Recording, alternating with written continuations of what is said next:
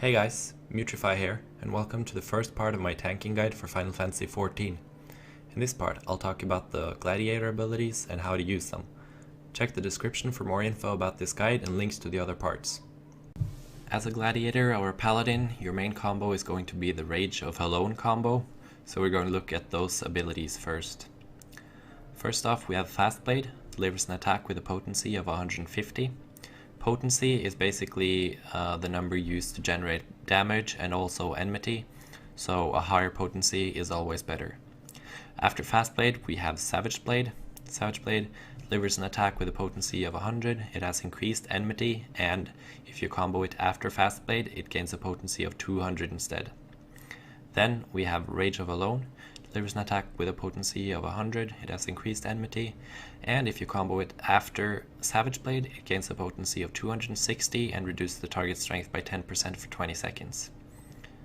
This is the combo that you will use over and over again, and it looks something like this. So Fast Blade, then Savage Blade, and then Rage of Alone. And it's also worth noting that you can move while the animations are finishing, so you don't need to wait for those, like this, and it still hit him. As a Gladiator, you have one more combo, which is the Riot Blade combo. So Fast Blade into Riot Blade. Riot Blade delivers an attack with a potency of 100. It combos after Fast Blade, and you gain 230 potency and restores mana if you combo it. So it looks like this. You go Fast Blade into Riot Blade, and it says here the mana you restored. You basically use this to restore mana after using Flash a lot, or Cure if you ever need that. You get a lot of cooldowns that make it easier for you to survive. The first of these is Rampart. Rampart reduces damage taken by 20% for 20 seconds and has a 90-second recast. All of these cooldowns you use before you're going to take a lot of damage, or if you're in a tough spot, if you see that you are taking a lot of damage, anything like that, you pop Rampart and you will be better off. It looks like this, and as you can see, I have the Rampart buff for 20 seconds. Next we have Convalescence, which increases HP restored by spells or actions by 30% for 20 seconds. Recast is 120 seconds, and this ability increases the effectiveness of all healing effects, as well as lifesteal and stuff like that. You want to use this when you're low, or when you know you will be low, or when you'll be taking a lot of damage in the near future. And Convalescence looks like this. Awareness is kind of weak compared to the other cooldowns. It nullifies the chance of suffering critical damage for 25 seconds and has a recast of 120 seconds. So basically use this when you know you'll be taking a lot of hits, or when there are big hits incoming. It looks like this. Bulwark is another very strong cooldown. It increases block rate by 60% for 15 seconds, and the recast is 180 seconds. This makes you block a lot more often, and that also means you'll be able to cast Shield Swipe a lot more often. And it looks like this. Sentinel reduces damage taken by 40% for 10 seconds, and it has a 180 second recast. It looks like this, and it's basically a very strong version of Rampart, and you want to use it for the really big hits, but beware though, it's only 10 seconds. Fight or Flight is also a very good ability. It increases physical damage dealt by 30% for 30 seconds.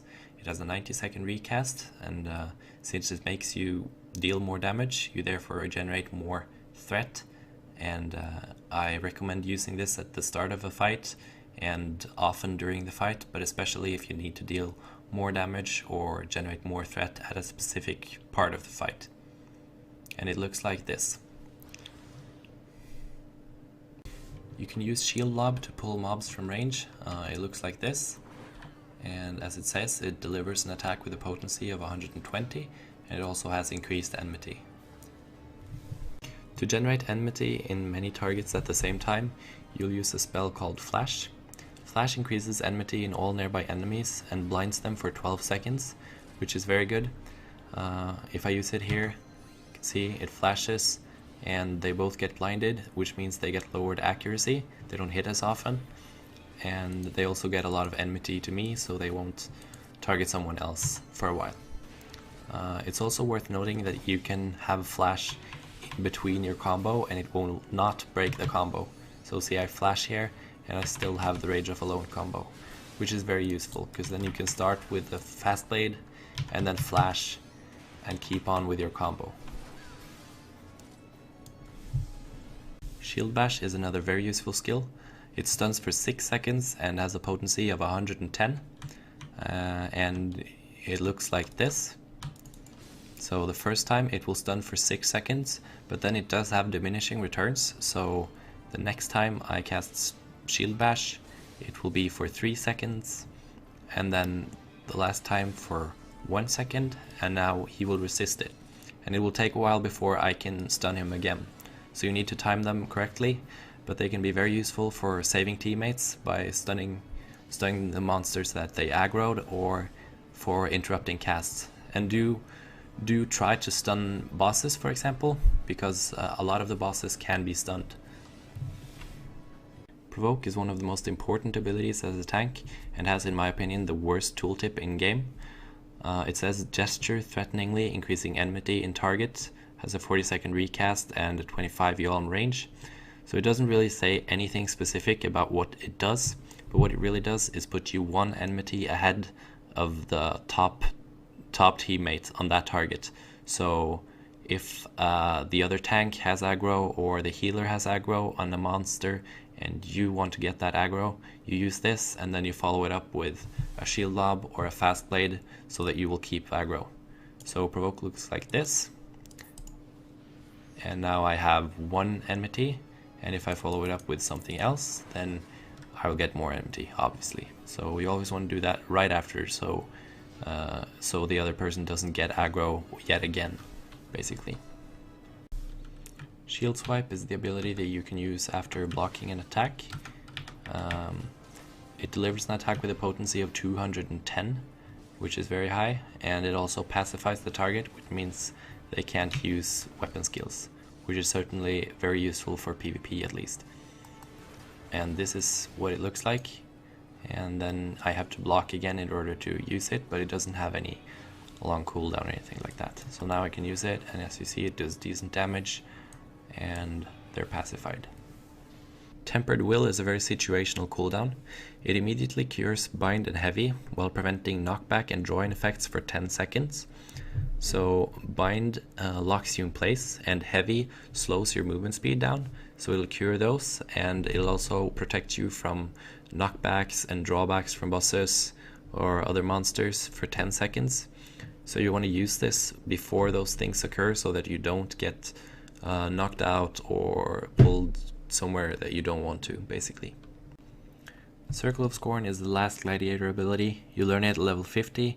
It delivers an attack with a potency of 100 to all nearby enemies. It also deals damage over time with a potency of 30 over 15 seconds and has a recast of 25 seconds. It's a very strong AoE ability and generates a lot of enmity in all targets around you, and I recommend that you use it pretty much all the time when you can, but sometimes save it if there's an ad, if you know there's an ad coming or anything that you need to generate a lot of enmity in a short amount of time. You want to have this ready. And Circle of Scorn looks like this. It is a little delayed, but as you can see, he takes some damage and gets the bleeding debuff, causing damage over time, and it has a fairly short recast, so you can cast it a lot. Last thing I want to show you is how you can put all of this together. And there are a lot of abilities and cooldowns that are not on the global cooldown, so you can use them in between each other and cast different orders and not cancel your combo. So if I start with Fast Blade, then I can go Circle of Scorn and still continue my combo, and I can also cast a flash in between, or even 2 flashes, and still finish off the combo. And then a cooldown like Sentinel or Rampart or Bulwark or any of those can be cast outside the global cooldown. So it's very useful to always be casting something, basically. So and Rampart. As you can see, now I'm always kind of casting something, if that makes sense. You have to wait for the animations though, but typically you have time for at least one spell between every global cooldown spell. And as I said, Provoke is not on the global cooldown, Flash is, but it does not interrupt your combo. All of the cooldowns like Circle of Scorn, Bulwark, Fight or Flight, Sentinel, Rampart, all of those, they're not on the global cooldown, so you can use them in between your main combo. And that's it. Thank you for watching. Thank you for all the feedback on my last video, and I really just wanted to make a better version of it, so this new guide series kind of thing is just a better version of that last guide. And I hope you watch my other videos. See ya.